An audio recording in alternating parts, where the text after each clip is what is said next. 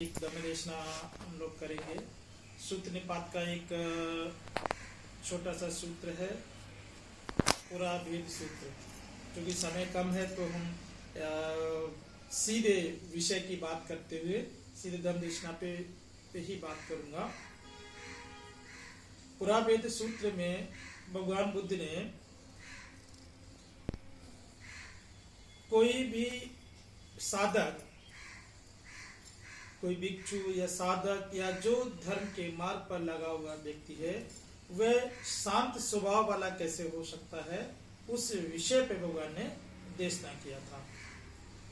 तो भगवान के पास कोई व्यक्ति आके पूछता है भगवान से कि भगवान, ये जो किस प्रकार के दर्शन अर्थात ज्ञान से, ज्ञान वाला या किस प्रकार के दर्शन वाला, ज्ञान वाला या किस प्रकार के प्रज्ञा चक्षु वाला और किस प्रकार के शील वाला व्यक्ति उपशांत कहा जाता है, अर्थात वह शांत स्वभाव वाला, शांत चित्त वाला कहा जाता है। तो मैं ऐसा पूछता हूं, भगवान मेरे ऐसा पूछने पर मुझे इस प्रकार का उत्तम पुरुष बताए, मतलब श्रेष्ठ व्यक्ति वो किस सेंस में, जो शांत चित्त वाला, शांत स्वभाव वाला हो। तो भगवान कहते हैं कि जो क्रोध को पे संयम रखता हो और आत्म प्रशंसा और चंचल रहती, जिसको आत्म प्रशंसा का कोई वो ना हो कि मैं अपनी प्रशंसा करने, कभी कभी कुछ लोग करते हैं ऐसा, मैं ऐसा हूँ, मैं वैसा हूँ, मैं ये इस पद पे हूँ, मैं ऐसा करता हूँ, मेरे पास ये है, मेरे पास वो धन है, मतलब वो बहुत सारे लोग इस संसार में आत्म प्रशंसा, अपनी खुद की प्रशंसा करते रहते हैं। तो वो प्रशंसा करने वाला नहीं होना चाहिए और चंचल स्वभाव वाला नहीं होना चाहिए। कौन व्यक्ति, किसका गुण भगवान उतारे हैं? जो शांत स्वभाव वाला होता है, जो चित्त को शांत रखना चाहता है, जो विचार कर बोलने वाला है। उसका क्या है? जब भी कुछ बोलता है तो सोच विचार करके बोलता है। वह क्या शब्द मुख से निकालने वाला है, सामने वाले को वह शब्द प्रिय लगेंगे, अप्रिय लगेंगे। कभी कभी कुछ चीजें होती हैं जो हम ये सोचते हैं कि हम तो सत्य बोल रहे हैं, पर कभी कभी सत्य बात भी दूसरे को बुरा लगने वाली होती है। हम किसी भी अंधे व्यक्ति को अंधे करके बात करेंगे तो उसको बुरा लग सकता है। हम सत्य बात कह रहे हैं लेकिन बुरा लगता है, उसको पीड़ा हो सकती है। तो हमेशा कभी कभी सत्य बात भी किसी को बुरा लगती तो उसे सीधे सीधे नहीं बोला जाता। तो इसलिए भगवान कहते हैं जब भी वह कोई बात करता है तो वह विचार करके करता है, सोच करके करता है कि जो मैं शब्द निकालने वाला हूं, जो मैं कहने जा रहा हूं किसी के साथ, उस शब्द का परिणाम क्या होगा। तो परिणामों को देख करके अब उसको अपनी बात को, अपने विचारों को कहता है या बोलता है। और भगवान कहते हैं अभिमान रहित होता है, किसी भी चीज का उसे अभिमान नहीं है, जिसे दूसरे शब्दों में घमंड भी कह सकते हैं, है ना। अपने आप में लोग बहुत तरह वो अभिमान बढ़ने से अहंकार बढ़ता है, क्योंकि कमोबेश उसी का पर्यायवाची है। अभिमान बढ़ेगा तो अहंकार तो अपने आप बढ़ेगा, और अहंकार हमेशा पतन का कारण होता है, वो उन्नति के कारण नहीं होता है, वो मंगल का कारण नहीं होता है। अहंकार बढ़ने को भगवान ने पराभव सूत्र में पतन के कारणों में गिना है अहंकार को। तो वह अभिमानी नहीं होता है, दूसरे शब्दों में कहें तो अहंकारी नहीं होता, उस पर संयम रखता है, उसको कम करने का प्रयास करता है, और अपने वचन में वह पूर्णतः संयमी होता है। ऐसा व्यक्ति वह कहते हैं वह अपने चित्त को उपशांत कर सकता है, या वो शांत स्वभाव वाला व्यक्ति हो सकता है। दूसरा आगे भगवान कहते हैं जो भविष्य के विषय में आसक्ति नहीं है, आसक्ति नहीं रखता, भविष्य के विषय में आसक्ति नहीं रखता, ये हो जाए तो मैं ऐसे कर लूंगा, उससे कर लूंगा, मतलब जो भविष्य के विषय हैं, निर्वाण प्राप्त होगा कि नहीं होगा, मतलब मैं ये हो पाऊंगा कि नहीं, तो भविष्य के जो विषय हैं उसमें बहुत आसक्त नहीं रहता है। और भूत के विषय में भी कभी पश्चाताप नहीं करता, भूत में जो हो गया उसे पश्चाताप नहीं करता। कई बार हम लोग इस विषय पे एक बार चर्चा किया कि यदि मनुष्य से या कोई जो हम लोग सद्धर्म मार्गी हैं, सद्धर्म का मार्ग का अभ्यास करने वाले व्यक्ति से भूत में कुछ अकुशल हो जाए तो उसे पुनः पुनः पश्चाताप नहीं करना चाहिए। पुनः पुनः पश्चाताप करने से उसका परिणाम बढ़ता है। इसके विपरीत भगवान कहते हैं कि यदि जीवन में कुछ पुण्य कर्म किया हो तो उसको पुनः पुनः स्मरण करके करेंगे, पुनः पुनः स्मरण करेंगे तो प्रसन्न मन होगा, मन में प्रसन्नता जागृत होगी, मन में प्रसन्नता जागृत होगी तो उस पुण्य का जो परिणाम है वो भी बढ़ेगा। इसीलिए भगवान हमेशा कहते हैं कि भूत का कभी पश्चाताप नहीं करना चाहिए। पश्चाताप, मैं ऐसा था, ऐसा कर लेता था तो अच्छा था, नहीं कर पाया, अब क्या, तो पश्चाताप करने से चित्त मन जो है खिन्न होता है। पश्चाताप करेंगे तो मन खिन्न होगा, मन खिन्न होगा तो फिर शांत होगा ही नहीं, तो और व्याकुल होगा और परेशान युक्त होता है। इसलिए भगवान कहते हैं वह व्यक्ति भविष्य के विषय में भी बहुत आसक्त नहीं होता है और भूत के विषय में भी पश्चाताप नहीं करता कभी। जो स्पर्श में विवेकदर्शी है, स्पर्श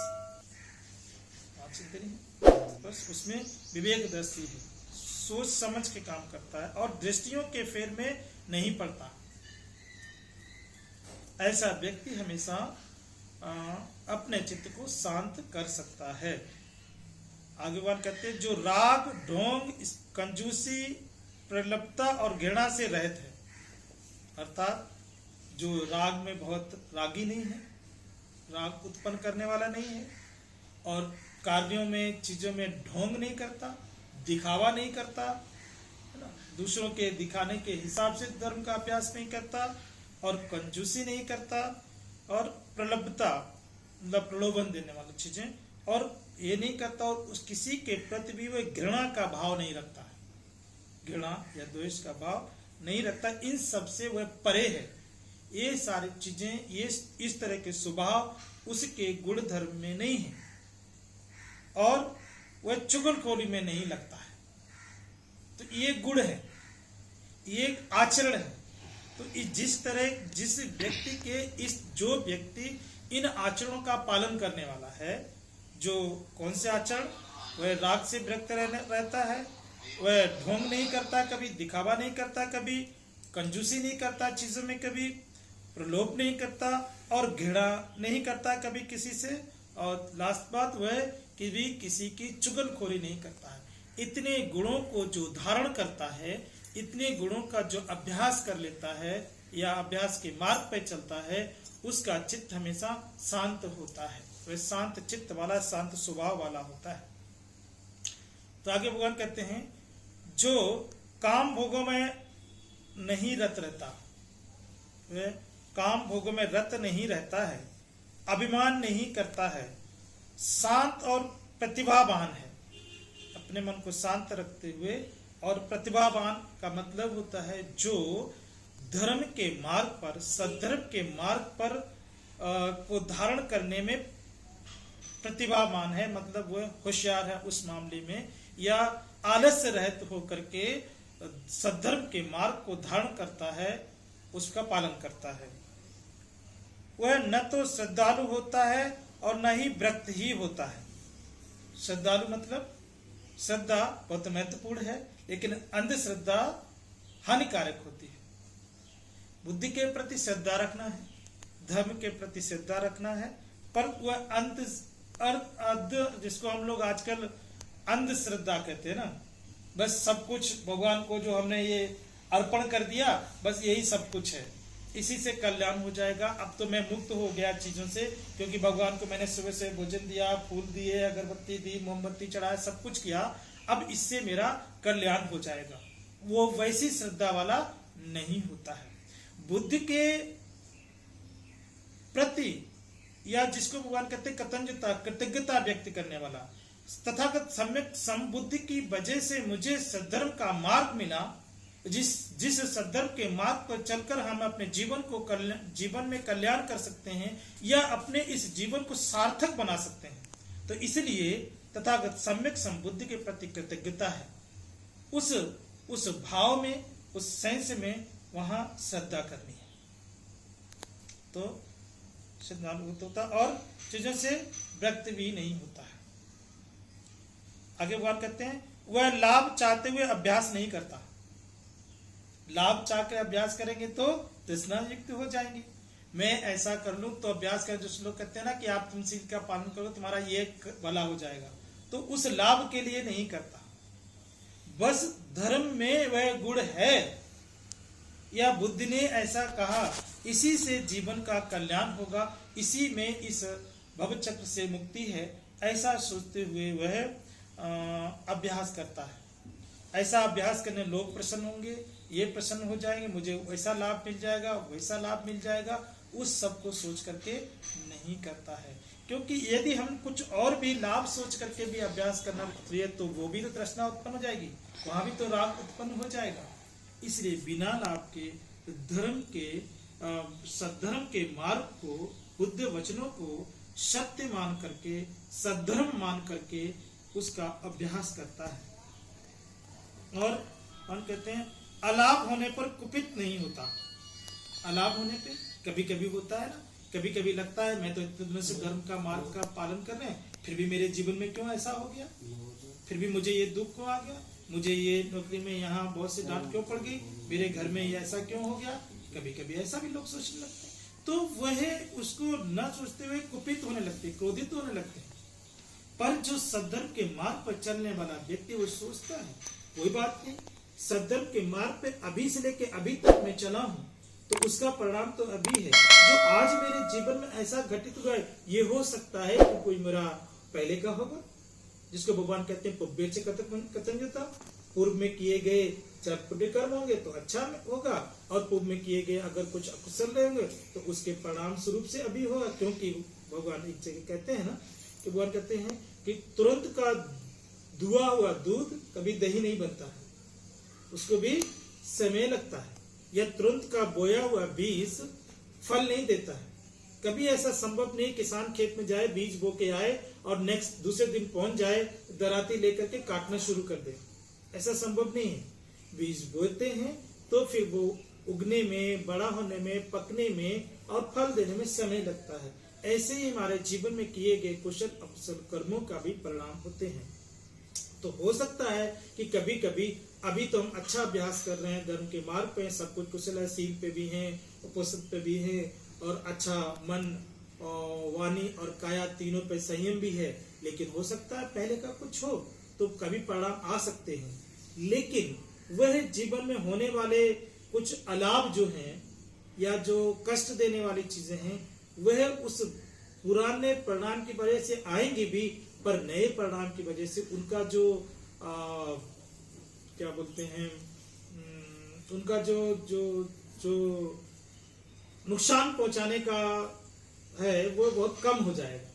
जैसे हम लोगों ने बहुत जीवन एक्सपीरियंस किया ही है, कभी कभी कैसे कैसे दुर्घटनाएं या जीवन चीजें हुई, तो मेरे इस शील ने और मेरे इस उपोषण कर्म ने, मेरे इस धर्म के मार्ग के अभ्यास ने मुझे सेव किया, मुझे बचाया। पर वो था तो आया, तो उसका जो जितनी तीव्र गति से नुकसान अलाभ होना था, नुकसान होना था, उतना नहीं हो पाया, पर वो होता है। तो इसलिए जो शांत चित्त वाला, शांत चित्त जीवन में चाहता है तो भगवान कहते हैं उसको अलाभ होने पर भी कुपित नहीं होना चाहिए, क्रोधित नहीं होना चाहिए। और क्या कहते हैं, वह तृष्णा का विरोधी हो, रस में लिप्त नहीं होता। रस में लिप्त होगा तो तृष्णा बढ़ेगी ही, रस में लिप्त नहीं होगा तो तृष्णा नहीं बढ़ेगी, क्योंकि वो दोनों एक दूसरे के पूरक हैं। रस में लिप्त होने का मतलब होता है जो चीज है उसमें बड़े रस लेना। हम छोटा उदाहरण लेते हैं, आज हम लोग भोजन करते हैं तो भोजन में स्वाद मिल गया तो रस लेंगे, रस लेंगे बहुत स्वादिष्ट है तो इतना खाना होगा तो इतना खाएंगे, क्योंकि उसमें रस लेने लगे, तो वही तो तृष्णा है, वही तो तृष्णा जागृत होगी।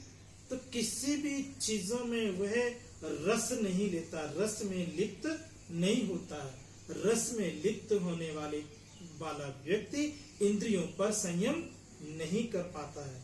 जबकि भगवान कहते हैं मनसा समरो साधु, साधु कायन समरो, साधु वाचाय समरो, वाचाय समरो साधु, साधु सब्बत समरो। यह जो सब्बत समरो की बात हुआ कहते हैं, वो यहाँ का अर्थ होता है जो मेरी इंद्रियां इसमें संयम करना, और जो संयम नहीं करता वह रस में लिप्त हो जाता है, और जो रस में लिप्त हो जाता है उसकी तृष्णा जो है प्रबल होने लगती है, बढ़ने लगती है। और जो इंद्रियों को संयम रखते हुए रसों में लिप्त नहीं होता है उसकी तृष्णा धीरे धीरे क्षीण होने लगती है, और जब तृष्णा क्षीण होने लगती है तब वह व्यक्ति शांत युक्त होने लगता है, क्योंकि तृष्णा चित्त को, मन को शांत नहीं रहने देती है। इसलिए भगवान यहाँ कहते हैं कि वह व्यक्ति तृष्णा कहते हैं जो उपेक्षक है, सदा स्मृतिवान रहने वाला है, मतलब सदा स्मृतिवान रहता है, हमेशा होश में रहता है, कभी कोई काम बेहोशी के साथ नहीं करता। बेहोशी के साथ काम करने का अर्थ होता है जो कार्य करने से बाद परिणाम के पर विचार नहीं करते, सोच रहे हैं मन में, उसके परिणाम को नहीं सोचते। वाणी बोले जा रहे किसी कहीं भी कुछ भी, ये नहीं सोचते इस वाणी का परिणाम क्या होगा, तो वह स्मृतवान नहीं होता है। और जो स्मृतवान रहता है, एकाग्र रहता है, वह कभी भी जीवन उसका एक्सीडेंट नहीं होता। एक्सीडेंट का मतलब सड़क का एक्सीडेंट ही नहीं, वो भी इसमें शामिल है, सामाजिक, आर्थिक, जहाँ काम करते वहां, घर में, परिवार में, कहीं भी कभी भी कुछ उस व्यक्ति से गलत नहीं होने पाता है जो हमेशा स्मृतिवान रहता है। इसलिए भगवान कहते हैं कि वह सदा स्मृतिवान रहने वाला है, और लोक में किसी को भी समान, श्रेष्ठ या नीच नहीं मानता। इस संसार में कभी किसी को भी यह तुलना नहीं करता वो तो मेरे जैसा है, मेरे समान है, या हमसे श्रेष्ठ है, या मैं श्रेष्ठ हूँ, या हमसे नीचा है, या मैं उससे नीचा हूं। तो ये इस तरह की भावना है वो अपने अंदर उत्पन्न नहीं करता है, तो वो न करने से उसमें फिर राग उत्पन्न भी नहीं होने पाते हैं। भगवान कहते हैं, तो आगे भगवान कहते हैं जिसमें तृष्णा नहीं। अब इतने सब चीजें जो ऊपर अब कही गई चीजों का जो अभ्यास करता है व्यक्ति या अभ्यास करने वाला है, फिर भगवान कहते हैं उसके अंदर तृष्णा नहीं होती है। और जो धर्म को जानकर उत्पत्ति या विनाश के प्रति तृष्णा रहित हो गया, उसमें तृष्णा नहीं होती। मतलब जो इस संसार का जो सार तत्व है, इस उत्पत्ति और विनाश के तत्व को समझता है, फिर उसमें तृष्णा नहीं। उत्पत्ति और विनाश के तत्व को समझने का मतलब होता है, का अर्थ यहाँ है कि जो व्यक्ति इस संसार में सब कुछ जो अनित्य देशना भगवान की, उस अनित्य देशना को समझता है। अनित्य देशना क्या है कि जो कुछ भी चीजें उत्पन्न हुई वो विनष्टता को प्राप्त जरूर होंगी, वो नाश को प्राप्त जरूर होंगी। जो चीजें हैं वो ऐसी ही नहीं है, चाहे वो रंग रूप हो, चाहे वो वस्तु हो। हम अपने आप को देखते हैं, कभी कभी हम लोग 10 साल 20 साल पुरानी फोटो देख ले, बड़े सुंदर दिखते हैं, बड़े हैंडसम दिखते हैं, और जब आज 40 साल बाद 45 साल बाद देखते हो तो वैसे नहीं है ना। हम तो वही हैं, शरीर तो वही है ना, फिर ब्रजेश तो ब्रजेश ही रहेंगे ना, 60 साल को जाएंगे तो भी, लेकिन ऐसे ही रहेंगे क्या? नहीं, वो परिवर्तन होगा। उस परिवर्तन को जानता है जो व्यक्ति, उसके लिए भगवान कहते हैं, जो ये कहा भगवान ने कहा कि जो यहाँ उत्पत्ति और विनष्ट को जानने वाला है, मतलब जो चीजें उत्पन्न हुई उसको नष्ट भी होंगी, वो ऐसी ही नहीं रहेंगी। वो संसार सब कुछ परिवर्तनशील है, संसार सब कुछ बदलने वाला है। तो जैसे भगवान ने कहा कि नहीं सो पक मत तीर जाता न मेरे, संसार में कोई उपाय उपक्रम नहीं है कि जो इन चीजों को बदल सके या इनसे परिवर्तन जो उत्पन्न हो वो नष्ट को प्राप्त न हो। तो जो व्यक्ति, भगवान कहते हैं, जो व्यक्ति संसार के इस सत्य को समझ लेता है कि जो किसको उत्पत्ति विनष्टता को, फिर उसकी तृष्णा धीरे धीरे समाप्त होने लगती है। इसको समझना है। समझने का मतलब ये नहीं कि हमने जान लिया, पढ़ लिया तो हो गया। जो आपके हृदय के भाव से ये विचार जब उत्पन्न होने लगते हैं, जानना अलग चीज है ना। जैसे हम लोग प्रज्ञा की बात करते हैं, श्रुत में, चिंतन में, भावना में, तो ये जो जानना है, ये जानना भी 3 तरीके से तो है। प्रज्ञा को दूसरे शब्द में जानना समझ लें हम, शुरू में ही जानना हो गया। अभी हम लोग चर्चा कर रहे हैं, बात कर रहे हैं, तो हमने जान लिया। अब इसी विषय को लेकर के यदि चिंतन करना प्रारंभ करते हैं तो दूसरे भाव में चले जाएंगे, अर्थात चिंतन करना प्रारंभ करें। चिंतन करते करते यही उत्पत्ति और विनष्ट का भाव हृदय से जागृत होने लगे, तब जाकर के व्यक्ति तृष्णा से रहित हो पाता है, तृष्णा से विमुक्त हो पाता है, तब जाकर उस चित्त शांत हो जाता है। आगे भगवान कहते हैं, काम भोगों की अपेक्षा न करने वाले उस व्यक्ति को उपशांत कहता हूं। तो इस तरह से वह तृष्णा से रहित हो गए व्यक्ति जो काम भोग हैं इस संसारिक जीवन से, उनकी अपेक्षा न करने वाले, कोई भी उसमें उपेक्षा या अपेक्षा कुछ नहीं लगाव या कुछ इत्यादि नहीं रखता है, तो ऐसे व्यक्ति को हम उपशांत चित्त वाला व्यक्ति कहते हैं। फिर भगवान कहते हैं ऐसे व्यक्ति के लिए सांसारिक बंधन नहीं रह जाते हैं। फिर कोई भी किसी भी प्रकार के कोई सांसारिक बंधन नहीं रह जाते हैं, वह सारे सांसारिक बंधनों से विमुक्त हो जाता है, वह तृष्णा से भी फिर परे हो जाता है, उससे भी बाहर निकल चुका हुआ होता है। तो भगवान कहते हैं ऐसे व्यक्ति के लिए पुत्र, पशु, खेत, धन नहीं है। ऐसे व्यक्ति के लिए न पुत्र, पुत्री, खेत, धन, खलियान, जो भी चीजें हैं वो ऐसे व्यक्ति के लिए नहीं है, और न उसके लिए अपना या पराया है। फिर न कोई अपना है न कोई पराया है, सभी फिर अपने, सभी से समान भाव वाला वह व्यक्ति हो जाता है। तो भगवान कहते हैं कि जिस बात में पृथक जन, अर्थात पृथक जन या जो उस मार्ग पर प्रारंभ हुए हैं और श्रमण तथा ब्राह्मण उसे दोषी ठहराते हैं, वह उसमें दोषी नहीं है। इसके बावजूद भी यदि कोई व्यक्ति ऐसे व्यक्ति को संसार में दोषी ठहराए तो भगवान कहते हैं कि वह दोषी नहीं होता है, इसलिए वह अपनी निंदा से विचलित नहीं होता। फिर उसको कोई दोष भी ठहराए तो अपनी निंदा से विचलित नहीं होता है, कोई निंदा भी करे तो उससे विचलित नहीं होता है। राग और कंजूसी से रहित व्यक्ति अपने को श्रेष्ठ, किससे? राग और कंजूसी से रहित व्यक्ति अपने को श्रेष्ठ, समान या निम्न लोगों में नहीं गिनता। जो व्यक्ति राग और कंजूसी से विरक्त है वह अपने आप को श्रेष्ठ नहीं गिनता या समान, दूसरों के समान नहीं गिनता या अन्य लोगों से निम्न स्तर का नहीं गिनता है। वह फिर किसी भी प्रकार के पुनर्जन्म इत्यादि में नहीं पड़ता है, क्योंकि वह जन्म से परे हो जाता है, अर्थात छीनाश्रय हो गया। जब सारे विकार, राग, तृष्णा, सहित नष्ट हो गया तो छीनाश्रय हो गया। छीनाश्रय हो गया तो फिर इन चक्रों में पड़ा ही नहीं। छीनाश्रय मतलब अरहत होता है या संसार चक्र से मुक्त होता है। तो भगवान कहते हैं जिसका संसार में अपना कुछ नहीं, फिर संसार में उस व्यक्ति कुछ नहीं बचता है, और जो अभाव के लिए पश्चाताप भी नहीं करता है, और फिर सब धर्मों में किसी भी प्रकार के राग आदि के वशीभूत वह नहीं होता है, ऐसा व्यक्ति जो है शांत चित्त वाला हो जाता है। फिर उसका